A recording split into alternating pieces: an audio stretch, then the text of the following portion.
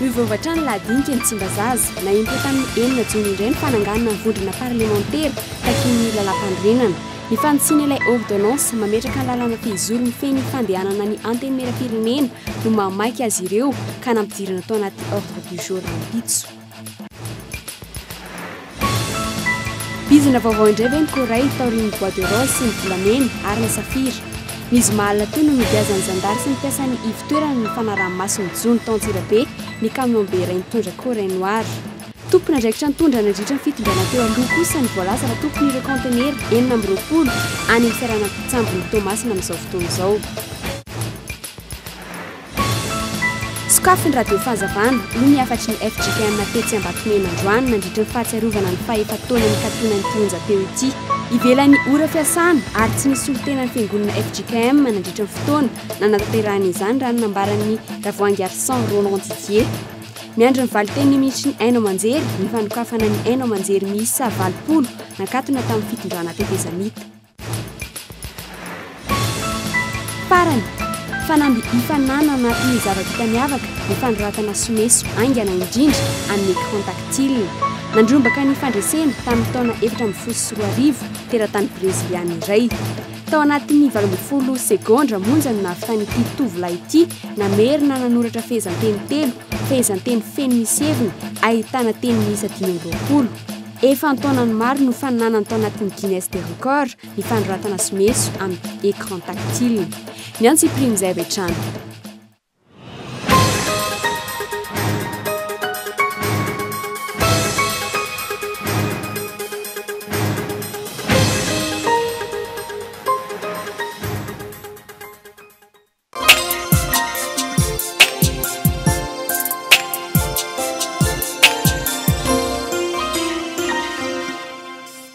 Senia Saada, Groupe Colina, des mercantiles assurances avancent et deviennent Saham Assurance. Tino atao hoe dalina saniplaty kabone madio mora diovina satria namboarina manokana ty kabone dalina saniplaty ty hanamora ny fandehanany loto ho any tosy sy ny manodidina be masoandro ankady manga fiombonana andranona ohatra ambodrapeto sy ny sisa efa tonga eto aminareo ny kabone madio manatona anireto toeram-pivarotana ireto.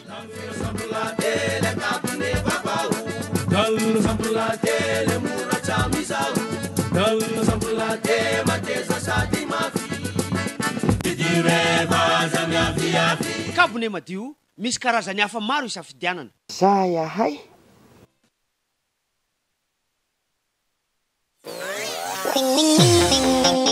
Et les enfants, dans quelques jours, on va célébrer la fête des mères. Quel cadeau tu vas offrir à ta maman? Un beau chine. Et toi, Fabio? Une fleur et un rice cooker. Nous allons acheter un fer à lisser pour maman. Et où trouve-t-on tous ces cadeaux? Chez Paul et maîtresse. Daddy DJ, please take me to the party. Let the music play until the break of day. Paolaï, toujours meilleur.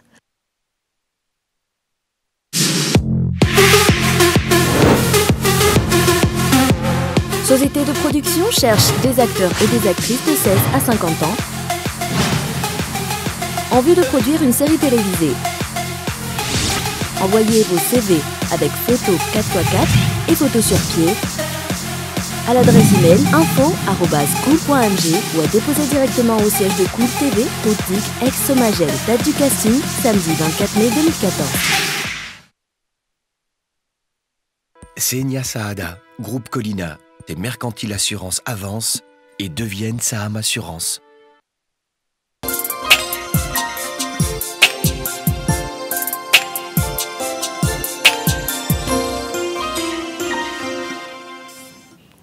Diankafaliana indray tompoko lahy sy tompoko vavy no hitsidiana ny tokantranonao amin'izao alina izao hanasananao ampanajana ihany koa anaraka ny fampahalalam-baovao ny Kolo TV hatramin'ny farany. Ny vaovaon'ny politika avy hatrany ary ndeha anokafantsika izay fampahalalam-baovao izay eny anivon'ny anteny meram-pirenena eny korotana ady hevitra fiovan-kevitra saika ho isan'andro izay no sarita eny Tsimbazaza hatramin'ny nanomboan'ny fivoriana ara-potoana voalohany ity andrim-panjakana mpanao lalàna ity. Miova isan'ora manaraka ny fiovaovan-kevitry ny solombavam-bahoaka ihany koa ny solaitra be eny an-toerana araka izao hitaterany Yandry Rarson azy izao. Sy ilay resaka fananganana groupe parlementaire voasoratra tao amin'ny ordre du jour indray no nivoriny maraina io tamin'ny 6 ora fa mbola resaka tatitra nataon'ny questeur voalohany. Questeur voalohany izay misahana manokana ny fandaminana ny tombotsoan'izy ireo. Fivoriana tsy azon'ny mpanao gazety natrehina.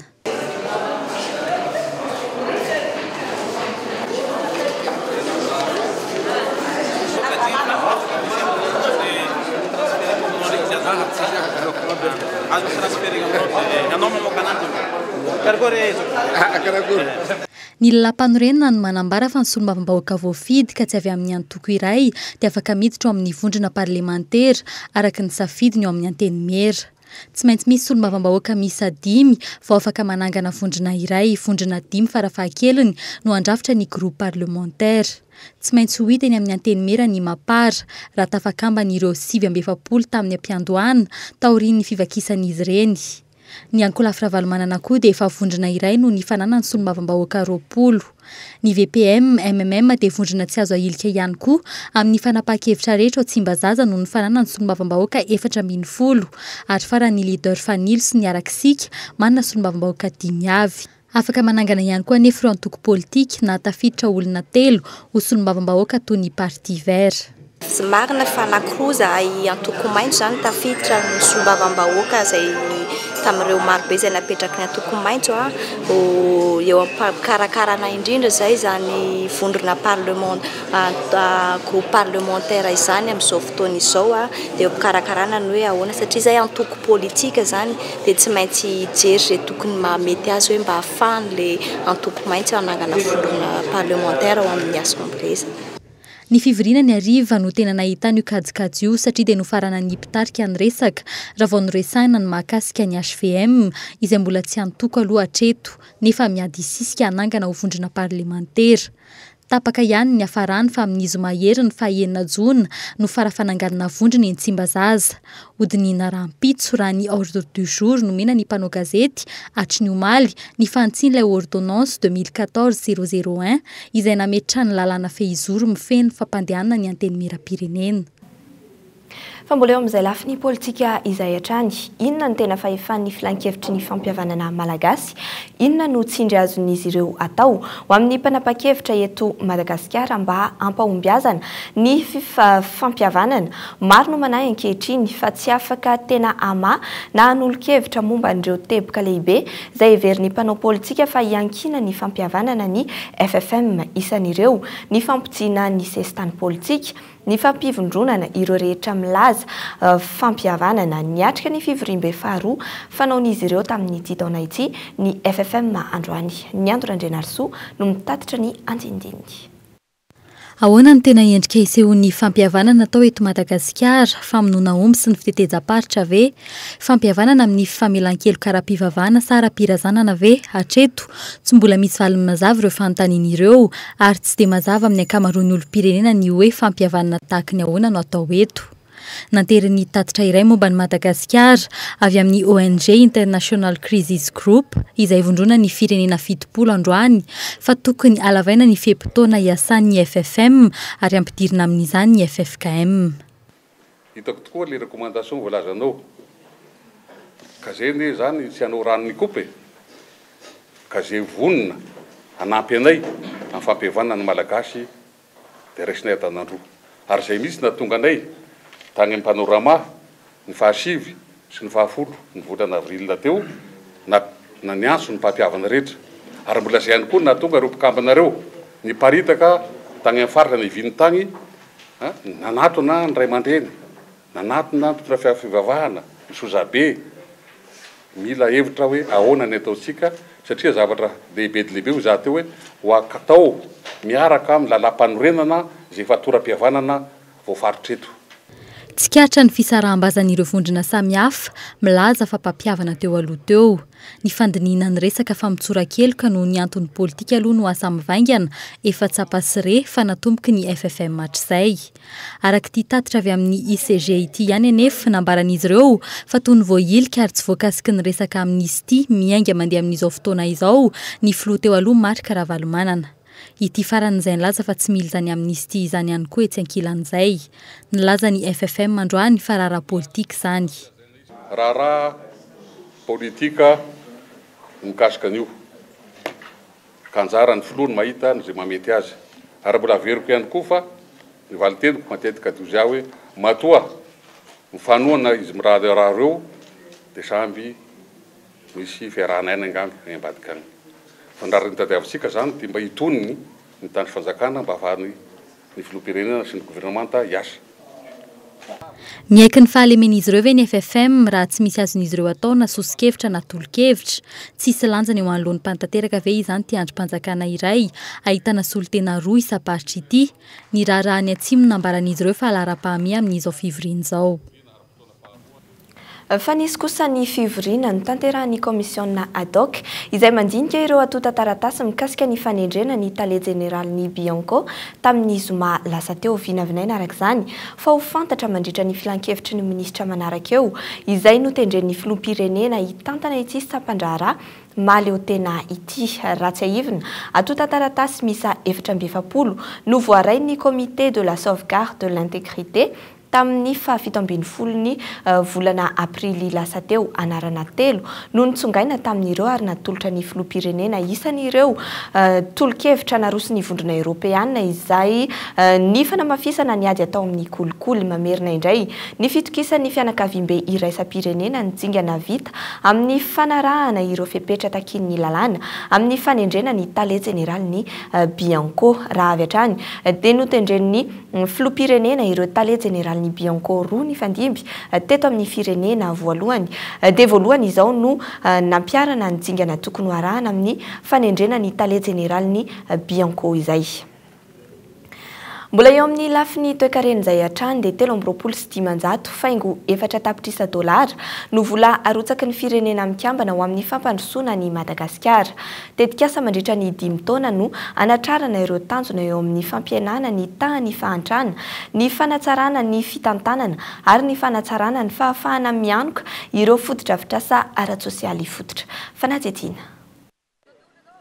Mitoy ny rotsabolan'ny mpiara-miombonantoka vahiny fampijinana ny tany fahantrana ho 700 hatramin'ny taona 2014 no tanjona napetraka ao anatin'ny tetika ho tanterana ao anatin'ny 5 taona ity. Asa mifandraika amin'ny fanarenana ny toe-karena toy ny famoronana asa, ny fanatsarana ny sehatry ny fampiofanana no voatondro toto saina amin'izany. Voaresaka ihany koa anefa ny fanamorana ny fahafahana miditra amin'ny sehatry ny asa ho an'ny olona marefo ahafahan'izy ireo manohitra ny fahantrana. Araka ny fanazavana androany, tetikady no volavolain'ny firenena mikambana amin'ny arahana tamin'ny teknisiana malagasy ity andafy ity. Dia mba tokony ananatsika mazava loatra ny politika publique, zany hoe ny économie matetika dia raha vao miresaka zay tsika dia publication no ao antsaitsika, resaka indicateur, resaka agrégat fa mba tonga fotoana mba ahafahantsika mamatika an'ireny indicateur reny, reny chiffre reny ho politika publique. Dia ny chiffre rehetrarehetra ho avoakanay dia hiezanay avy hatrany anana politika publique ifanaraka aminy. Mialony anatrarana ireo tanjona napetraka ho an'ny fanafoanana ny fahantrana. Tanjona napetraka io mbola maro ny tsingana tokony irosona fepetraka avana ao anatin'izany. Ny fitsinjaram-pahefana mikendry ny isaparitra mila ampitomboina noho izany. Ny vola ampiodinana ny eo amin'ireo vondrom-paritra hitsinjaram-pahefana. Ampiakarina hatramin'ny 5,100 ny vola arotsaka amin'izy ireo hatramin'ny taona 2012. Tanjona tratrarina ihany koa ny fanatsarana ny sosialin'ny mponina ao anatin'izany. Ahena hatramin'ny 7,100 ny tahany fahafatesan'ny zaza, raha toa ka 7,100 zany ho an'ny taona 2012 ho tafidina. Hatramin'ny 7,70 isaky ny arivo ihany koa ny tahany fahafatesan'ny zaza latsaky ny 5 taona raha toa ka 20 isaky ny arivo izany amin'izao fotoana izao. Toy izany ihany koa tanjona ny fanatsarana ny fahaveloman'ny reny ka ho latsaka hatramin'ny 700 ny fahafatesan'ny reny eo ampiterahana. Raha toa ka mihoatra ny 770 sy 700 izany amin'izao fotoana izao. Ankoatr'ireo, ho atsaraina ihany koa ny fidirana an-tsekoly ny zaza amin'ny ambaratonga fototra ary ampiana ny fototra-afitrasa ho an'ny fanadiovana sy ny fidiovana ary ny rano fisotro madio. Fa mbola lafy ny toe-karena izay hatrany ny zomahalina teo dia nogiaza ny zandary sy ny mpiasan'ny ivotoerana fanaraha-maso ny jony tao Antsirabe ny camion lehibe iray nitondra corail noir. Etsy Ampandrinomby no nitazonana io corail noir io ankehitriny. Vola be ho an'ny mpibizina antsokosoko ve ity corail ity matoa rarana ny fakana azy ary nogiazana toy izao. Ny valin'izay atao anatin'ity fanadiadiany Andry Rarson ity. Tsy isan'ny vato sarobidy fa biby anaty ranomasina ny corail noir. Tsy voatery ho mainty araka ny anarana izy io fa misy fotsy sy mena. Ny mena no lafo vidy noho ny fotsy sy ny mainty raha ny fanazavana ity vahiny iray mpikirakira vatosoa sy mpivarotra eto an-toerana sy any ivelany. Le corail c'est une substance organique. Ny corail dia akora avy amin'ny biby ary misy ny corail mena sy ny corail mavokely. Noho izany dia tena ampiasaina amin'ny fanaovana haingo sy firavaka izany akora izany. Noho izany, matoa misy ny trafikan'io akora io dia misy ny vidiny izany. Tsy fantatro mazava, azoko antoka fotsiny fa ny corail mena no tena be mpitady. Le plus recherché c'est le corail rouge, ça c'est sûr. Mety ho avy telo na efatreny amin'ny vidin'ny bois de rose kosa nefa ny vidin'ity corail noir ity arakaraka ny adirin'ny taolana sy ny habeany ary ny tsifisian'ny lavadavaka aminy. Izany hoe mety ho tena sarobidy lavitra izany. Ny sinoa no liana aminy ary rehefa misy ny trafika ohatran'izao dia misy sinoa ao ambady. Fanaovana firavaka izy araka ny filazan'ireo mpikirakira vatosoa marina fa amidy amin'ny grama izy ity. Corail noir substance organique izay hita eny amoron-dranomasina, izany hoe anisan'ny mitovy amin'ny akorandrika rehetra izy, izany hoe biby ihany koa. Dia misy karazany be dia be izy, misy mena, misy mavokely, misy mainty. Fa ny mena no tena tatavin'ny olona ary ho an'ny Madagasikara manokana dia izay rehetra mivoaka eto amin'ny ankapobeny dia makany Azia avokoa. Izay ny tena hoe corail noir izany. Inona no tena anaovan'ny olona ilay corail noir? Ny ilan'ny olona ny corail noir misy anaovana bijouterie, izany hoe afaka lavana ny corail noir tapatapahana dia anaovana collier, anaovana bracelet, anaovana pendentif. Toy ny mahazatra tato ato tsy voaray indray ny mpanao gazety anao fanadihadiana mikasika ity figiazana ity corail mainty ity tany Antsirabe. Tsy eo hatrany ny tompon'andraikitry ny ivotoerana fa mbola mivory miaraka amin'ny ministera raha tonga teny Ampandrinomby ny mpanao gazety. Mazava ny fanambarana avy amin'izay tompon'andraikitra tratra tato anatin'ity fivotoerana fanaraha-maso ny jony eto Madagasikara ity izay sampana iray miankina tanteraka moa amin'ny ministeran'ny jony. Mazava ho itsika ny nambaran'izy ireo fa tsy afaka ny amany ny fanontanian'ny mpanao gazety izy ireo na iray aza raha tsy mahazo ny alalana avy amin'ny talehan'izany fivotoerana fanaraha-maso ny jono izany. Tamina tonga avy mpanao gazety ety toerana nefa dia tsy tao io tale io fa mivory miaraka amin'ny ministra amin'izao ora izao.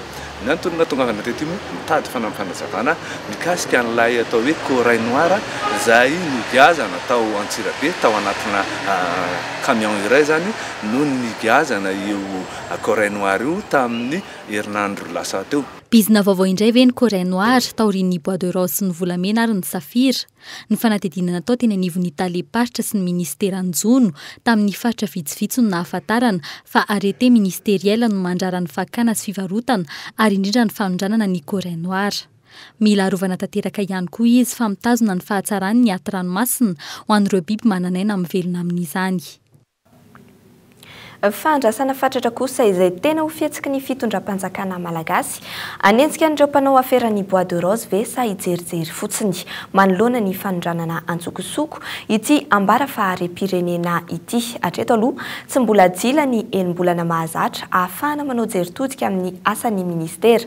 Tsy mbola tara araka izany raha toka misy asa mivaingana misongadina momba ny bois de rose atoato. Ny potra indray moa ny resaka aferan'ny bois de rose tao Tomasina tao araka izao fanadihadiana hoentina aminao izao.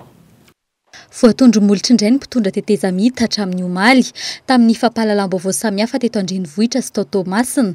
Rehefa nisy tompon'andraikitra ambony teo amin'ny fitondrana teteza mita no nanao izay ho afany tamin'ny fanondranana bois de rose tamin'ireny fotoana farany ny aloha ny fifidianana filoham-pirenena ireny.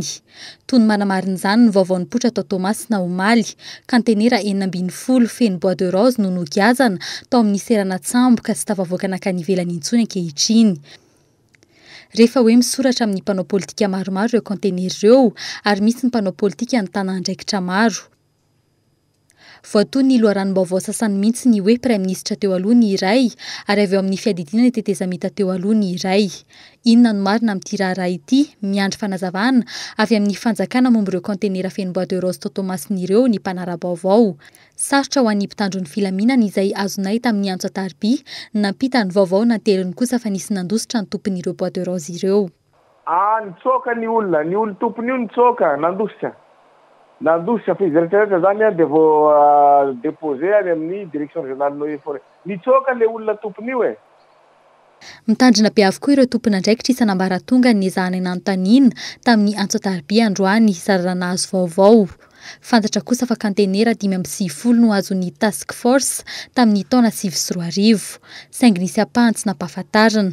Avy any voaemara ny ankamaroan'izy ireo, andrasana ny fanadihadiana manoloana ny aloka rehetra amin'ny tirara boîte de rose ity. Ny azo antoka kosa dia ny hoe tena nisy ary mbola misy ny afera sy ny bizina manodidina izany, ary anjaran'ny fanjakana ny mandray ny adidy sy mampahafantatra ny fepetra noraisina mahakasika izany. Fa lozam-pifamoivoizana ny tranga io hariva io zany hoe 10 minitra mialohan'ny nanomboan'ny fampahalalam-baovao. Fiara tsy mataho-dalana iray no nifatratra tamin'ny fiara taxi be iray tetsy Andotapenaka. Olona 7 no naratra ary 2 ny tena voamafy. Nandeha mafy ilay fiara 4x4 raha ny fitantaran'ny mponina teny an-toerana ary nambaran'ireo nahita maso fa nisy fofotoaka ilay mpamily. Mbola nahitana tavoahangy labe rahateo tao anatin'ilay fiara. Niteraka fitohanan'ny fiarakodia hatramin'izao orana rahantsika ny fampahalalam-baovao izao. Ity loza teny amin'ny route-digue ity iverenantsika misimisy kokoa moa ny mikasika izay rahampitso. Fa eo ambaravarany sopotry Madagasikara kosa ny valala hatramin'ny androany hariva dia efa dia na dia tsy mihazakazaka ny fifindran'ny andiam-balala makany amin'ny toerana loatra mangoro iny dia efa fantatra kosa amin'izao fotoana izao fa ho vodiala izany androany hariva izany hoe efa tonga any amin'ny faritra Betanimbary any aloatra mangoro. Vokatra izany dia mikoropaka mampiakabokatra ny tantsa ary manao antsoavo amin'ny tompon'andraikitra arahantsika ny fanadihadiana. Tsy mbola nandrava tamin'ny maromaro ny valala ho an'ilay makaloatra mangoro saingy miororo ny mponina any an-toerana. Lafika tao amboasarina nandritra ny 2 andro ny valala ny alahady sy ny omaly alatsinainy. Kilometatra vitsivitsy miala Ambatondrazaka izany. Mbola eny Tambary avokoa nefa ny ankabeazan'ny varan'ireo mpamboly ankehitriny.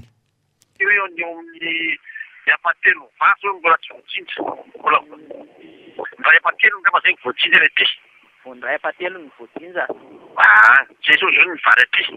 Fa ny roa apatelo zany zao mbola tsy voatsinja mbola mitsanga zany efa mila izy fa mbola miandry le mpandidy le olona zany dia mbola tsy tetina efa mandidy zany efa mandidy fa fiaraka nizy. Raha ny vaovao farany voaray io tolakandro io, efa anakaiky ny vodiala ireo andiam-balala ary mizotra mianavaratra miazo lemaka fambolena vary. Hatreto, ny fandorona mololo no any fiarovana hitan'ireo tantsaha hampantsirana ny valala. Ny fanafody moa mbola tsy ampy fanafody zahay fa mba ampio raha misy fanafody any. Mandoro mololo satria efa niakabary zay teneniko zay dia ireny raha aminazy fa le valala zany tsy mety hatao amin'izao fa mbola ao. Zava-doza no iseho raha sanatria ka mandrakotra an'ireo tanimbary mbola misy vary maniry ny andiam-balala. Loza mitatao aloha izany hatramin'ny androany na dia tsy mbola miantra aza saingy manahy mafy ny mponina. Amin'ny fotoana mahatsara ny vary, mamokatra 4 ka hatramin'ny 9 taonina isaky ny hektara ny tanimbary nalaotra. Mety ho tafakatra 10 taonina izany ho an'ny faritra sasany. Mamokatra vary manodidina ny 4 alina sy 3 taonina isa-taona ny le makaloatra mangoro. Mety ho faty atoka goavana araka izany na dia ny apa-efatra ireo vokatra ireo fotsiny aza no sanatria ripaky ny valala. Hatreto, mbola tsy misy ny fanazavana azo avy any anivon'ireo tompon'andraikitra amin'ny hetsika mety atao hiadiana amin'ireo valala ny aloatra mangoro ireo. Vaovao ny serasera kosa indray sokafy ny radio fahazavana hoy ny afatry ny FJKM tetsy Ambatomena androany. Tsy ara-dalàna ny fanakatonana izany. Ivelan'ny ora fiasana ary tsy nisy solotena ny fiangonana FJKM nandritra ny fotoana nanatanterahana izany. Raha ny nambarany Ravoahangy Arison Roland Didier nanamafy ny ministra ny Aino Amanjery nandritra ny fifamindram-pahefana teo aminy sy ny ministra teo aloha fa hodiniana tsirairay ny atota taratasin'ireo Aino Amanjery nakatona teo aloha no tsy aivina androany moa ny faha-efa taona ny katonan'ity onjam-peo ity. Sitraka Ravony Arison no mitatitra izay vaovao izay. Tao anatin'ny efa taona narirariran'ireo minisitra ny fandimby nandritra ny fitondrana tetezamita ny momba ny raharaha fanokafana ny radio fahazavana. Efa nisy ny fionana teo amin'ny Italia ny famoahana n'ity radio ity sy ny ministry ankehitriny Reposa Cyril saingy mbola tsy nisy ny fandiniana ireo antota taratasy. Mampaneno ilakilosy ireo mpiasan'ny radio fahazavana amin'ny tokony andiniana ny fanokafana ity onjam-peo ity. Mikasika amin'ny fanakatonana ny radio fahazavana dia lazaiko tsy miambaambeto fa tsy ara-dalàna. Tsy ara-dalàna arak'endrika efa nivolazako teo amin'ny valo sasany alina hatramin'ny 10 izy no nanakatona azy. Izay tsy mara-dalàna azy voalohany. Tsy nisy tsolotena avy aty aminay. Fahatelo, ny taratasy fanakatonana ny radio fahazavana dia herinandro tateoriana vao no regularisena. Raha tsy ahivina fa no itohinana ny filaminana anatiny, fampianarana ny olom-pirenena mpiasa fitaovam-piadiana, isan'ny antony voalasa tamin'ny fotoan'androny ho nanakatonana ny radio fahazavana ireo. Tonga tao amin'ny foibe ny radio fahazavana tao Marivolanitra ny mpitandro ny filaminana ny 20 tamin'ny valora sasany. Nosamborina tamin'izany ireo mpanao gazety sy mpiasa ny onjam-peo miisa 7 ny alinio ary 3 ny apitso. Nampidirina ponjy izy ireo ny 20 hatramin'ny 9 septambra 20. Tsy misy toy ny intsony amin'izao fotoana izao ny fitsarana ny rarana voiroroy azy ireo. Efa taona ty aoriana mitaky ny anokafana ny radio fahazavana ny mpiasany. Faniriana mety nambavaka hatrany nanomboka hatramin'izay hatramin'izao dia ny hanokafana izany ezakeny. Notsindrin'ny Reposa Cyril hatramin'ny nandraisan'ny ministera ny serasera fa hodiniana tsirairay ny antota taratasy sy ireo onjam-peo miisa 20 nakatona tamin'ny fitondrana tetezamita. Fantaniana mipetraka ankehitriny ny hoe raha oviana no anatanterahana izany. Fanimpom-pivavahana no nahatsiarovana ireo mpiasa ny radio fahazavana ny fahefa-taona ny katona n'ity onjam-peo ity. Vaovao ny fiarahamonina kosa indray miteraka fikortanana eo amin'ny fifamoivoizana amin'izao fotoana izao ny fisian'ireo lavaka samihafa miendrika efajoro manerana ny lalana Antananarivo amin'izao fotoana izao tafiditra ao anatin'ny dingana fanamboaran-dalana ny fanaovana azy ireny hoy ny teknisianina saingy nomenomenona kosa ny mpampiasa ny lalana fa efa ela loatra ny fisian'izany. Vola mitetina 3 miliara sy 100 tapitrisa no natokana anamboarana ny lalana sy ny fototra-afitrasa eto Antananarivo renivohitra Gaetan Andriatsilavo no mitondra ny andinindinizay. Nanisana Analamahitsy Ambatobe 67 hektara Ambohimanarina Ambodinisotry Ankadimbahoaka Ambanidia sy ny sisa toerana marobe no ahitana lavaka efajoro ankehitriny. Fanampenana ny lavadavaka eny amin'ny arabe ny fanamboarana amin'ny ampahany na manontolo no dingana voalohany amin'ny fanamboarana. Ity herinandro ity sisa dia tapitra ny 2 volana napetraky ny fitondrana ny tanàna Antananarivo renivohitra anamboarana ny lalana. Mbola maro anefa ireo lalana efa nolavahana izay mbola tsy vita.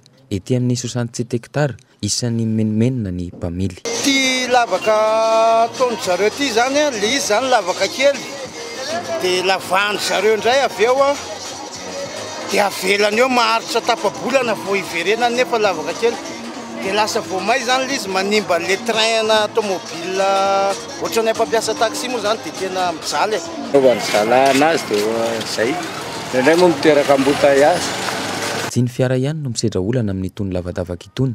Eo ihany koa ireo mpivarotra, ireo mpitondra moto sy bisikileta, ireo mpitondra sarety fa indrindra ireo mpandeha tongotra. Voatery ny makasisiny ireo fiara, miakatra amin'ny trottoir ny sasany, miala ireo lavaka ireo. Ankoatr'izay, mitera-doza ihany koa ireto indrindra amin'ny alina. Amin'ny alina zany presque hita foana satria mandeha mafy angamba automobile indray manao point tsy fantatra tsony moa fa misy amin'ny ray maray na amin'ny 10 alina no mivadika ambony ambany teo. Misy automobile tena mivadika ambony ambany mihitsy teo zany. Dia ohatran'izay le izy. Le lalana moa ratsiratsy satria rehefa mandeha le automobile zany dia efa tsy dia mahita loatra angamba hoe ratsy le lalana dia rehefa mifreine tampoka izy dia mety mitarika obstacle maromaro aminazy. Raha ny fahitan'ny mpiarabelona azy dia toy ny miantona ny fanatanterahana ny asa amin'ny faritra sasany. Tsikaritra ihany koa fa tsy misy orinasa manamboatra ny akamaroan'ireny lalana voalavaka ireny tato anatin'ny herinandro mahery izao. Mandeha ny feo fa manana olana amin'ny resa-bola ny orinasa sasany na azo ny tolo-barotra. mandeha araka ny tokony ho izy kosa ny asa raha ny tombana farany natao ny teo anivony ny komina.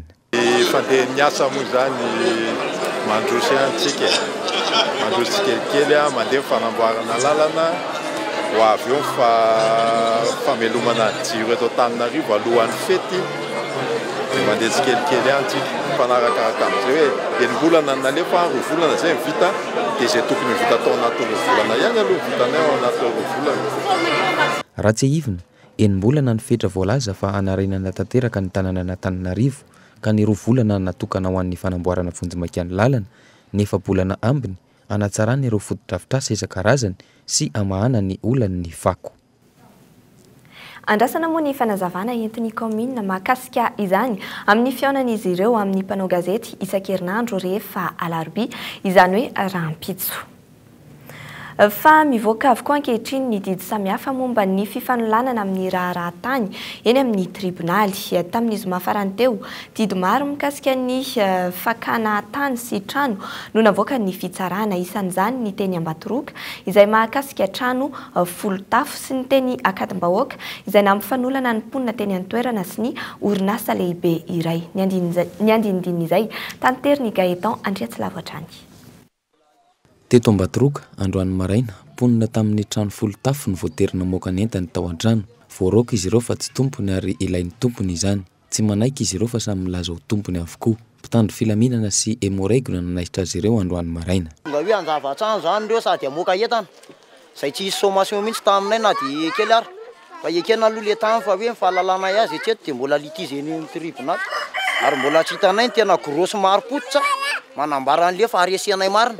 Ny teny Morakenda Akadimbahoaka kosa trano mihoatra ny 50 tafo no fantatra fa harodana ka ny 50 tafo tamin'ireo no efa narodana.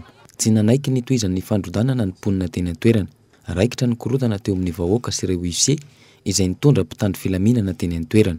Orinasa iray no fantatra fa hanitatra ny toerany ka voaterina naitsotra ireto olona izay efa nonina teto efa hatry ny ela. Nanohitra ny fitohizan'ny fandrodanana ny mponina. Vokatra izay 3 tamin'ireo olona no karamain'ny huissier no naratra.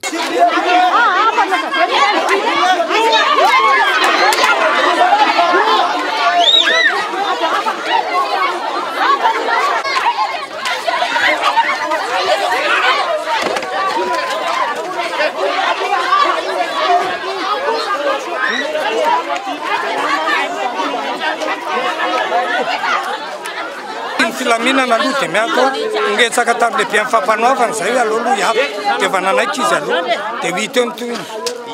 Araka izany vetivety dia nitanjozotra teny Akadimbahoaka omaly ny mpanao politika maromaro. Maro ny tranga tahaka izao ankehitriny samy milaza ho tompon'ny tany na io ara-drariny na io ara-dalàna ny rotota mifandona amin'ny raharaha tahaka izao. Antony mampanano sarotra ny fampiarana ny lalàna eto amintsika indrindra rehefa miazakazaka miditra amin'izany ny mpanao politika. Tahaka ny mahazatra amaranantsika ny vaovao zava-bita miavaka mivoatra ny teknôlôjia ary mivoatra manaraka izay ihany koa ny fampiasana ireny fitaovana ireny mora ve ny manoratra someso amin'ny finday écran tactile fanamby na ahafahana niditra tao anatin'ny boky Guinness ny fanoratana afatra malaky indrindra maneran-tany tao anatin'ny 20 segondra no nanoratana fehezanteny 3 misy teny 520. Mirana Ramanatsoa no mitatitra ny andindiny izay. Mandefa afatra amin'ny finday, mora ihany ny manoratra arakaraka ny kalitaon'ny finday. Ho an'ny ankamaroan'ny mampiasa azy ireny, ny finday misy bokotra no mora anoratana, fa safidy ny écran tactile amin'ny fanoratana somesy izany. Saingy tsy ho an'ny olona rehetra nefa izany. Fanamby faninanana ao anatin'ny zava-bita miavaka ny fanoratana someso aingana indrindra amin'ny écran tactile. Tsy voatam'ity indray mitoraka ity fa efa ntaonany maro no ny faninanana tao anatin'ny Guinness ny fanoratana somesy amin'ny écran tactile. Nandrombaka ny fandresena tamin'ity taona 4.4 ity ny teratany breziliana iray. Tao anatin'ny 12 segondra monja no nahavitany ity tovolahy ity namerina nanoratra fehezanteny 3, fehezanteny feno misy heviny ary ahitana teny misy 520. Tanora lehilahy ary hitany akingany amin'ny fampiasana finday. Ny finday nampiasainy rahateo hika farany ka tsy nanana olana tamin'ny fanoratana izy fa dia nisosa. Tsy nisy ny fanafoezanteny teto, voahaja avokoa ny tsipelina, tafiditra ao anatin'ny fanamby ihany koa izany. mety maro ny tanora malagasy no ahavita nyity fifaninanana ity raha ny fiazakazahany fifampiresahana amin'ny discussion instantané ankehitriny. Eto amintsika kosa hita fa maro ny lafiratsy amin'ny teny malagasy. Akoatra fampiasana ny fiteny vary amin'anana, ny fampiasana fanafoezan-teny amin'ireny finday ireny no antony mahatonga ny tanora malagasy tsy mahafehy ny tenin-drazana intsony ankehitriny. Fanampy fotsiny ny fampiasana ny W sy ny U ary ny C na dia tsy misy izany aza ny teny malagasy. Ny tena hitaran'andreo mpampianatra ankehitriny dia ny fampiasan'izy ireo ireny teny fohy anaty finday, Facebook, mail, any anatin'ny taratasy mpanadinana ireny. Akoatra ny fampifangaroana ny J sy ny J, ny T sy ny Ts rehefa miteny sy manoratra. Aorin'ny fampahalalam-baovao izay arahanao ity dia hoarahana ihany koa eto amin'ny Kolo TV ny fandaharana Mamami. Aorin'ny vaovao amin'ny fiteny frantsay kosa ny filma voalohany hoarahanao dia ny About the Last Night horonan-tsary faharoa aorin'izay kosa Les Sorcières de Zoc. Dia izay ihany koa ny mamarana ny fampahalalam-baovao tamin'ity alina ity. Ankasitrahana ianao tompoko lahy sy tompoko vavy nanaraka ny fampahalalam-baovao ny Kolo TV hatramin'ny farany. Mametraka ny veloma ho amin'ny manaraka indray ary tompoko.